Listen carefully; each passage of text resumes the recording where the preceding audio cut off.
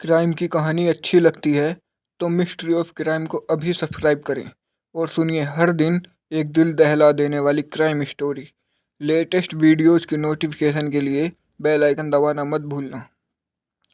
श्रद्धा Aftab murder case.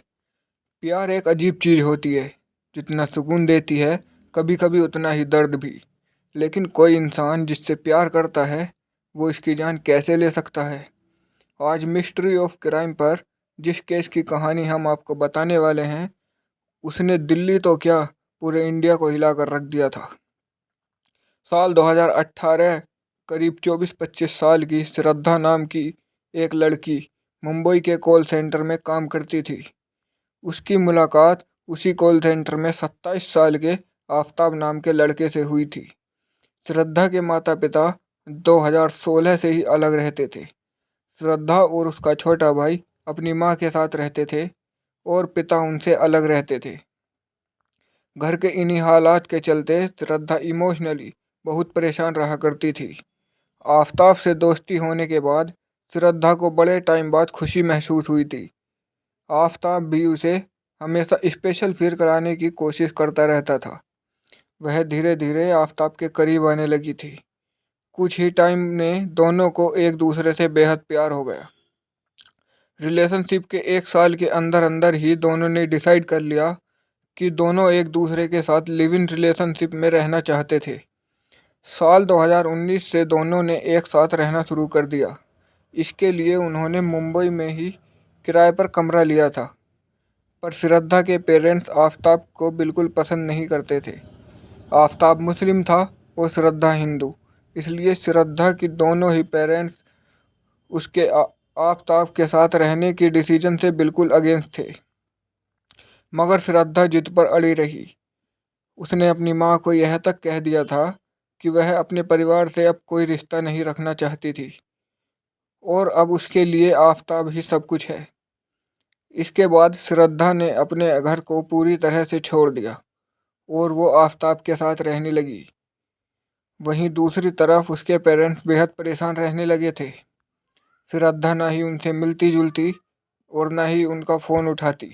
अपनी बेटी की खोज खबर वो उसके व्हाट्सएप या सोशल मीडिया स्टेटस से लिया करते थे।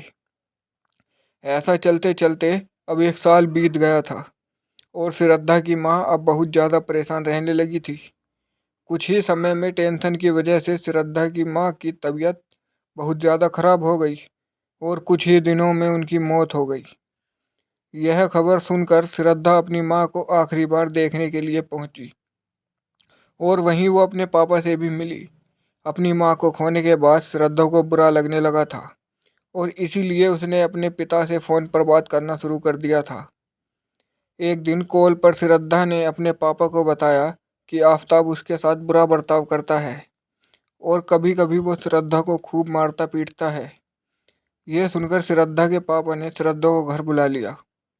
श्रद्धा भी आफताब का ऐसा बिहेवियर देखकर चुप नहीं बैठी और वापस अपने घर चली आई। लेकिन फिर आफताब ने अपने अजीब बिहेवियर के लिए श्रद्धा से माफ़ी मांगी। श्रद्धा ने उसे माफ़ करके सब कुछ भूल जाना ही ठीक समझा। वह वापस आफताब के साथ जाकर रहने लगी। दोनों ने जल्द ही डिसाइड कर लिया कि वह मुंबई छोड़कर कहीं और रहेंगे। करीब 1 महीने तक वह हिमाचल की कई जगहों पर घूमते रहे और 8 मई 2020 को दोनों दिल्ली आकर छतरपुर में बस गए।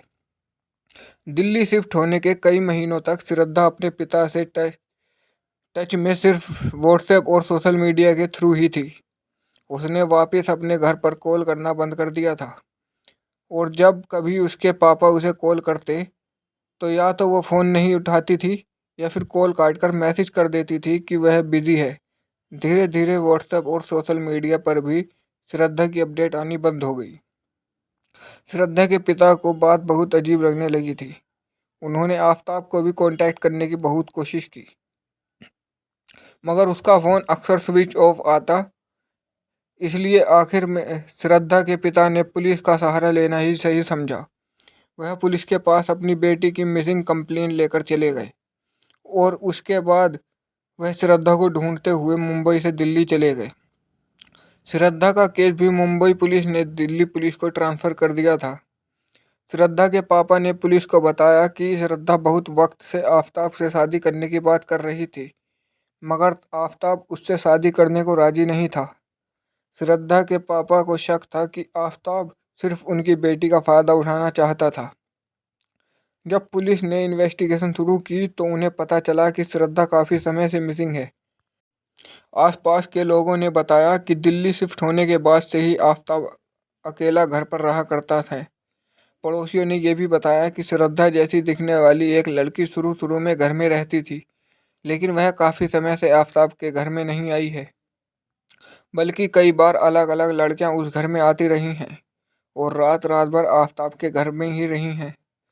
ये सब बातें सुनकर पुलिस का आफताब पर शक काफ़ी बढ़ गया था। एक दिन पुलिस ने आफताब को अरेस्ट कर लिया और फिर इस पूरी कहानी की कड़ी खुलने लगी। पुलिस ने जब आफताब के घर की तलाशी ली तो उन्हें उसके खेत से अजीब से मीट के टुकड़े मिले। टेस्ट करने पर पता लगा कि वह सारे टुकड़े ह्यूमन फ्लैश के, मतलब किसी इंसान की शरीर के टुकड़े हैं। पुलिस ने छतरपुर के आसपास के सारे इंडिया में स्नाइपर डॉग्स के थ्रू जब छानबीन की तो उन्हें पास के जंगल से उसी ह्यूमन मीट के और पीसेज मिले। जब आफताब ने इस बारे में पूछताछ की गई तो उसने पुलिस को एक रोंगटे खड़े कर देने वाला सच बताया।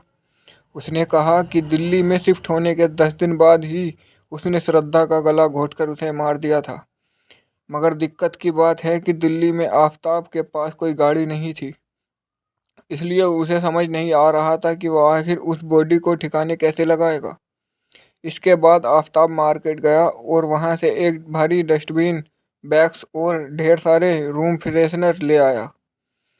उसने श्रद्धा की डेड बॉडी को 35 टुकड़ों में काटा और डस्टबिन बैग में अलग अलग भरकर अपने नए खरीदे हुए फ्रिज में भर दिया। इसके बाद वो रोज रात में खाने के बाद वॉक पर निकलता और छतरपुर के जंगल में एक बॉडी का टुकड़ा फेंक आता था। इससे हैरानी वाली बात निकल कर आई कि आफताब के लिए यह सब बहुत नॉर्मल हो चुका था। श्रद्धा को मारने के कुछ ही दिनों बाद ऑनलाइन डेटिंग ऐप के थ्रू एक डेट पर भी गया था। वो उस लड़की को कई बार अपने फ्लैट ला चुका था और जबकि श्रद्धा का कटा हुआ शरीर उसके फ्रिज में रखा रहता था। आफताब ने अपनी कॉल सेंटर वाली जॉब वापस से शुरू कर दी थी और वहाँ उसकी गर्लफ्रेंड भी बन गई थी। वो उसे भी अपने फ्लैट पर लाया करता था। आफताब ने पुलिस को ये इन्वेस्टिगेशन के दौरान बताया कि उसके और श्रद्धा के बीच में चीज़ें ठीक नहीं चल रही थी और एक दिन उन दोनों के बीच बहुत बड़ा झगड़ा हो गया था। गर्मा गर्मी इतनी बढ़ गई थी कि आफताब ने धक्का देकर श्रद्धा को गिरा दिया और उसके ऊपर बैठ गया और पूरी ताकत से उसका गला दबाने लगा। देखते ही देखते श्रद्धा की जान निकल गई और उसकी मौत हो गई। ये सब बातें आफताब ने खुद पुलिस को बता दी और बयान देते वक्त आफताब पुलिस के सामने पूरी अकड़ में बार बार इंग्लिश में कहता रहा कि यस आई किल हर। एक गलत इंसान से प्यार करने की वजह से श्रद्धा आज इस दुनिया में नहीं है। आपको क्या लगता है, ऐसे क्राइम के लिए अपराधी को क्या सज़ा मिलनी चाहिए? हमसे कमेंट में ज़रूर शेयर करें और ऐसी ही क्राइम स्टोरी सुनने के लिए हमारे चैनल को अभी सब्सक्राइब करें।